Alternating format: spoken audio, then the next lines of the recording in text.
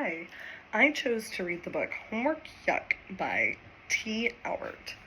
Um, I believe that this book connects to my personal educational philosophy because throughout the story we see a student who struggles to engage in his homework, and his mom and his teacher both decide to listen to why, and he gives some pretty good reasons as to why he just doesn't have time for it if he wants to have time in his personal life to do things.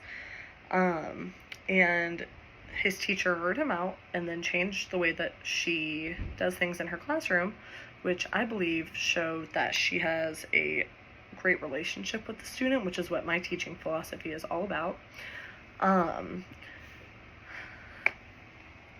And I believe that this book follows the assignment because it shows a student who's struggling to engage in something, and it's showing a teacher correcting that.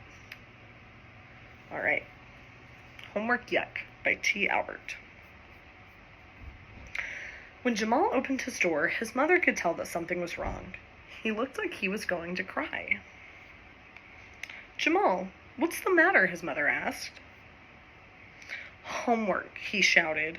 "Homework, yuck. I won't do any more homework."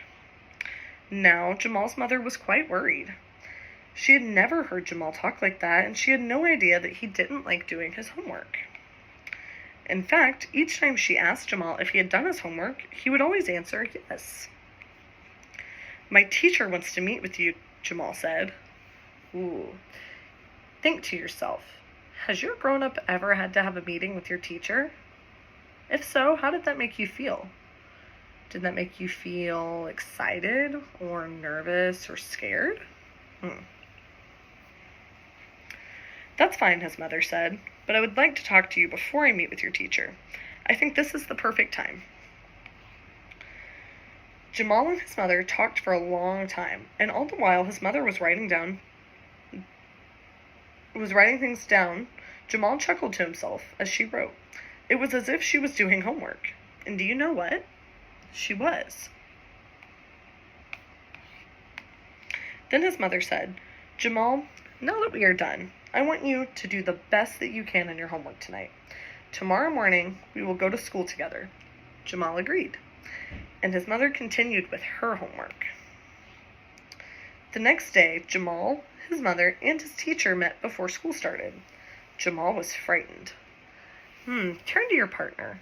Can you think about a time that you felt frightened?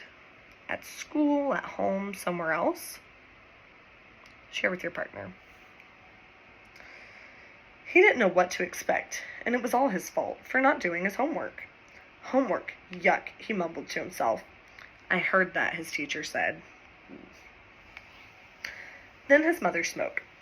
"Jamal and I discussed the situation last night, and I assure you he will be doing his homework in the future.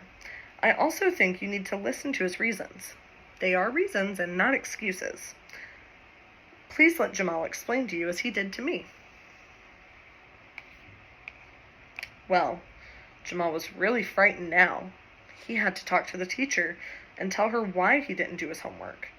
Jamal thought for a moment, took a deep breath, and began talking. It took a lot of courage for Jamal to speak up to a grown-up and tell them what was wrong. Can you think of a time that you showed courage? Raise your hand and share. "I need time to have some fun. I spend all day in school, and then my teachers want me to spend the rest of the day doing homework. I like to spend time with my mother, brother, and sister. I also have to do my chores and help my mom since my dad doesn't live with us.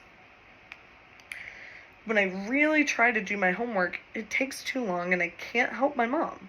I know it makes her sad and sometimes angry.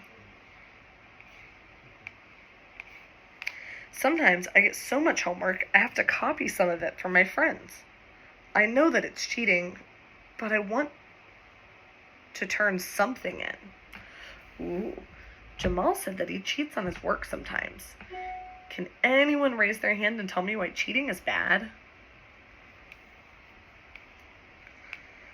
When I have done my homework, it takes so long to get it done that I don't learn anything from it. Meanwhile, you are teaching something else. I just get lost." Jamal's teacher thought for a moment and then said, "I never realized you were so smart. You have made some very good points and I need to consider them. In fact, all the teachers need to hear them. I will consider your comments before I assign homework in the future.